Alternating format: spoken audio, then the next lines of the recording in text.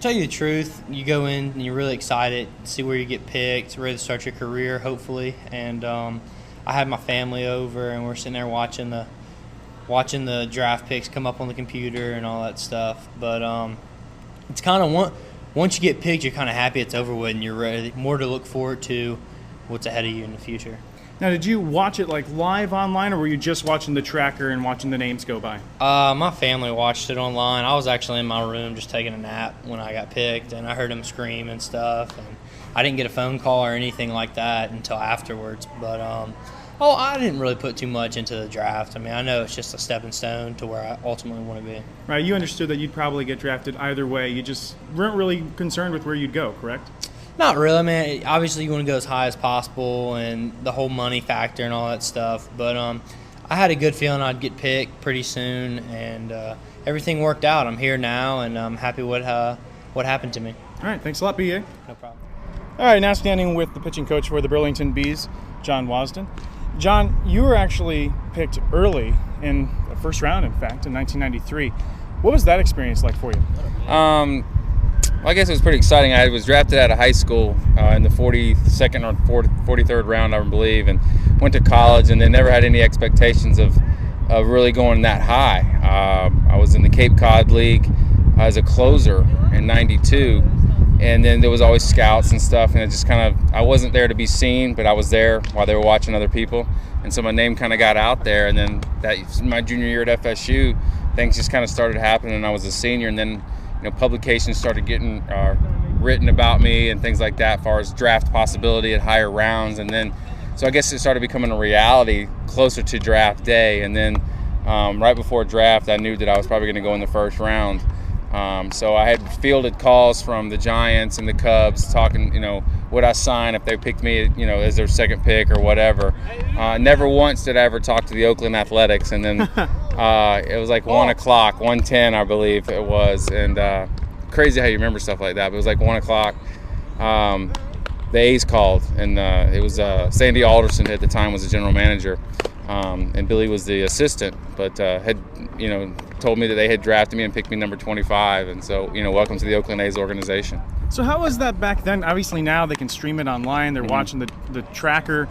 For you, I guess you had to wait for the phone call, but did your family decide to have a party or anything, or did you not want to do that? No, not at all. I mean, like I said, back there in the day, that really wasn't a big deal. I mean, there were people there.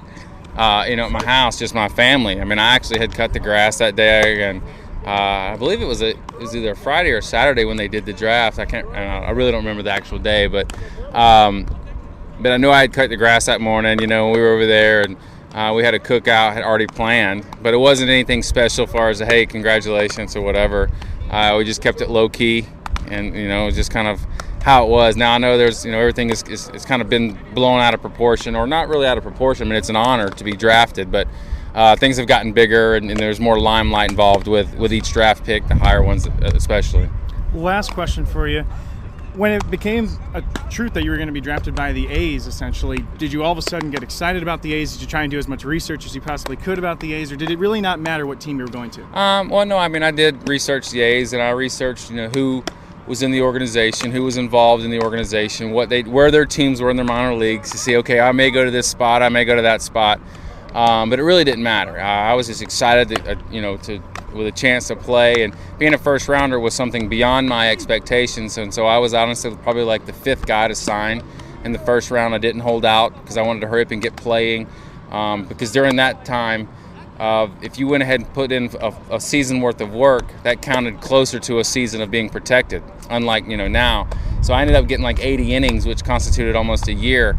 So where I was having to be protected a year earlier than the guys who held out, meaning they got put on the roster earlier and things like that. So in my mind, I just wanted to hurry up and get playing as fast as I could and try to get a season under my belt and be ready for the following spring. Well, thank you very much for the insight, Waz. All right, appreciate it. Thank you very much. All right, now standing with outfielder for the Burlington Bees, Aaron Shipman. Aaron, you were drafted in third round in 2010. Obviously, today's the draft. I'm wondering, do you ever think back to that day? Was it a big day for you at all? It actually was. It was.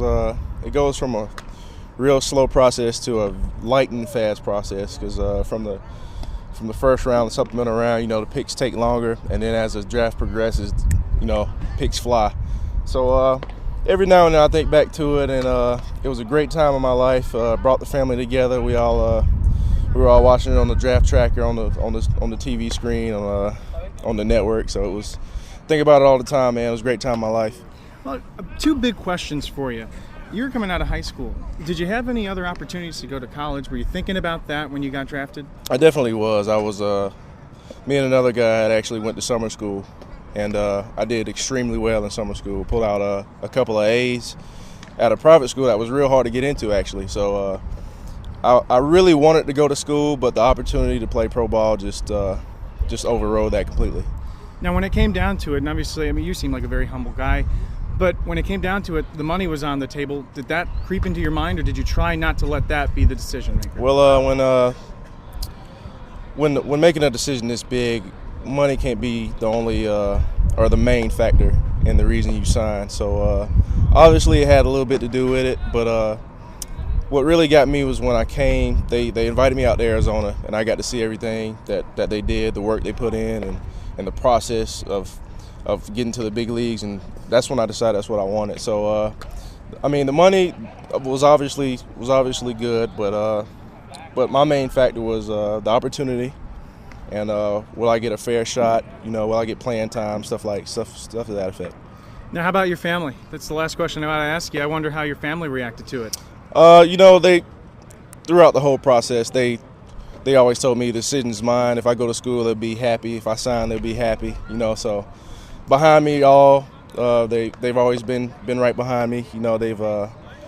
They've always encouraged me to do whatever I wanted to do because my dad played pro ball, so he knew the ins and outs of it. So he let me know how it goes, what to expect. So it was all my decision. They were behind me 100%, and I thank God for them.